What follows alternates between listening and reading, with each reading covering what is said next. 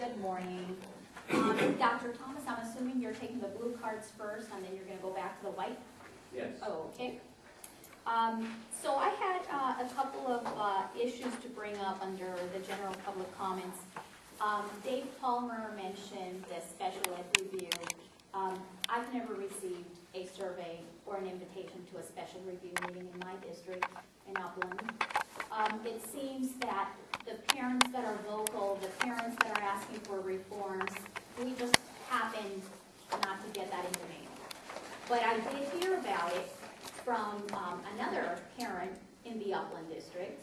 And mind you, I've been in that district forever, and I think the district knows me pretty well. Regarding the special ed review meeting, it was a complete sham. There was about 8 parents there. They were told in a very condescending fashion. The special ed director didn't even attend the meeting. It was a program specialist or a resource specialist from the district. And they were just handed a survey and said, fill it out in pencil. I filled mine out in ink. And then I sent it to the state just to make sure it was received, because I was afraid it was going to get lost in the mail. But they were told, fill out the survey, and if you don't understand any of the questions, we'll help you figure it out. Okay, there was no interactive discussion, and that's not what the invitation said. The invitation said there was going to be an interactive discussion. There was going to be a collaborative partnership in shaping the special ed in the district, the special ed program. That's not what happened.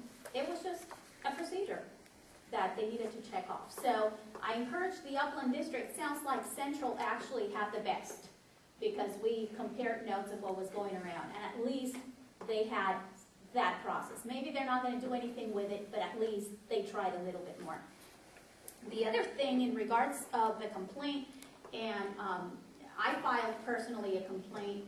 I got a form from Dr. Thomas's office, a uniform complaints form. This was like over a year ago, because an employee of the WESELPA was sent out by Joe Riley into the parking lot to try to prevent me from my right of protesting and doing a rally. I sent it in, I put it on the form that I was sent, I never heard back. So there's no clarity as far as, who's doing what, who's responsible for what. We read one thing, we see another one. When we go to Superintendents Council, the theme seems to be not I, not I. No one wants to handle these issues. And another issue that I had brought up is there is a private school consultant that is getting about $100,000 a year for a part-time position. And when I asked, I put in a Public Records Act request to Ms. Riley to provide her job description. I was told there is no job description. And then I was asked for any and all of the reports of this private school consultant. And I received in writing from Ms. Riley that there was no reports. So here we have a position of about $100,000 part-time with no job description in the contract, and the contractor doesn't produce any results or any reports as to what they do. Smells of corruption to me. Sounds like the city of Bell Part 2 right here in our backyard. And then on a positive note, I wanted to tell you about Project Angel and invite you to participate, which is a project that Educate Advocate has going on. And it's a fundraiser for a couple of children with disabilities to be able to get some of the services that they need.